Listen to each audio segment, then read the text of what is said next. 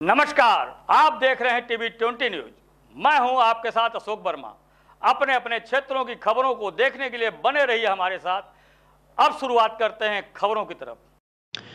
सोनम किशोर से बचपन में ही पिता का साया छिन गया। अब जवानी की दहलीज पर पांव रखते ही कोरोना ने मां की जान लेकर उसे अनाथ कर दिया। मां की मौत के बाद सोनम के जीवन में अंधेरा छा गया। सोनम की दर्द भरी कहानी मीडिया के माध्यम से समाज सेवी अरविंद सिंह को हुई तो वे इस बिटिया को ही गोद ले लिया।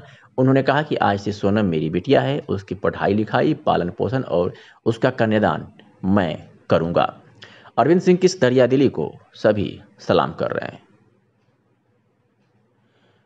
गौरा बादशाहपुर थाना क्षेत्र के पिलखनी गांव की निवासी सोनम जायसवाल पर कुदरत ने ऐसा कहर बरपाया कि उसके जीवन में अंधेरा ही अंधेरा है। जब सोनम अपने पिता मंगला जायसवाल को ठीक से पहचान भी नहीं पाई थी, वे बीमारी के चलते दुनिया छोड़कर चले गए। मां कमला देवी मेहनत मजदूरी करके सोनम को पाला पोसा और पढ़ा रही थी, लेकिन 4 दिन पूर्व कमला देवी कोरोना से संक्रमित हो गई। सोनम मां को जिला अस्पताल में भर्ती की, लेकिन हालत खराब होने के बाद कमला देवी को वाराणसी के ट्रामा सेंटर भेज दिया गया। इलाज के दरमियान सोमवार की उसकी मौत हो गई। सोनम ने अपने करीबी रिश्तेदारों के सहयोग से मां का अंतिम संस्कार वाराणसी के हरिश्चंद्र घाट पर कर दिया। मां का अंतिम संस्कार करते समय सोनम ने चीखते हुए कही कि मां, अब मुझे कौन संभालेगा, किसके भरोसे छोड़कर हमें जा रही हो। सोनम की चीख घाट पर ऐसी गूंजी कि अखबारों की सुर्खियां बन गई। अखबारों में छपी खबर पढ़कर इस गांव के निवासी व सुधाकर सिंह फाउंडेशन महाविद्यालय के प्रबंधक अरविंद सिंह की आंखों में आंसू छलक गया। वे बगैर समय गवाए सीधे सोनम के घर पहुंच गए। उस समय सोनम और उसकी करीबी रिश्तेदार कमला देवी के गम में डूबे हुए थे। उनके करुणा क्रंदन की चित्कार पूरे गांव में गूंज रही थी। किसी तरह अरविंद सिंह समझा बुझाकर सभी को शांत कराने के बाद सोनम से कहा कि आज से तुम मेरी बेटी हो, तुम्हें मैं पढ़ाऊंगा, लिखाऊंगा और कन्यादान भी मैं करूंगा। इतना सुनने के बाद उसे कुछ आस जगी तो सोनम की आंखों में नई चमक दिखाई देने लगी।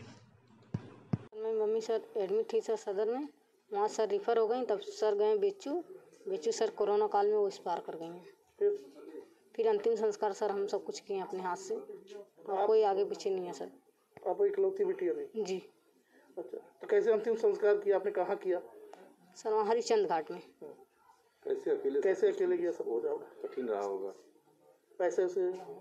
सर पैसा होता सर उसी में हमको मिला था सर। फिर अब जो है, अब कैसे ज़िंदगी बीतेगी, अब कैसे क्या होगा? सर अब सही मिलेगा, जैसे भैया जी हैं, अरविंद भैया जी हैं, सब मदद करेंगे। उन्होंने आपको क्या गोद लिया है? जी जी। तो आप पढ़ना चाहते हैं आगे? जी।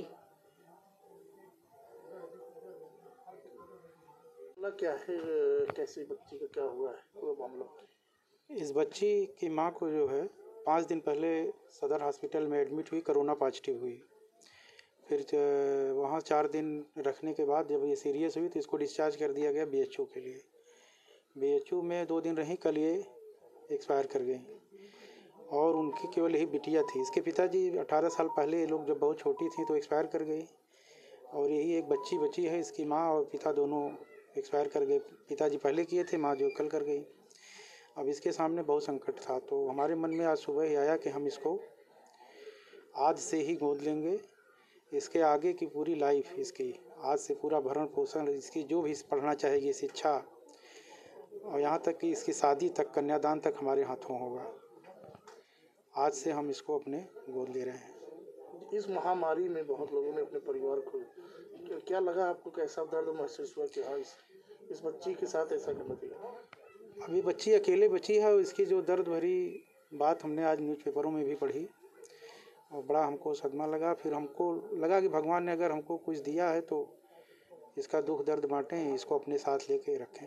इसकी पूरी पढ़ाई से लेके इसकी शादी तक, कन्यादान तक पूरी जिम्मेदारी हमारी है। आज से हमारी बिटिया के रूप में ये है, इसको कोई भी कष्ट आगे नहीं होगा। और लोगों को, ऐसे लोगों को और समाज जैसे लोगों को आना चाहिए जो सक्षम है, जिनके पास भगवान ने दिया हुआ है। सबको कुछ न कुछ करना चाहिए इस महामारी के दौर में। तमाम लोग ऐसे हैं जो किसी घर में 2 लोग मर गए हैं, कहीं 3 मर गए, तो लोगों को जाके उनकी मदद करनी चाहिए।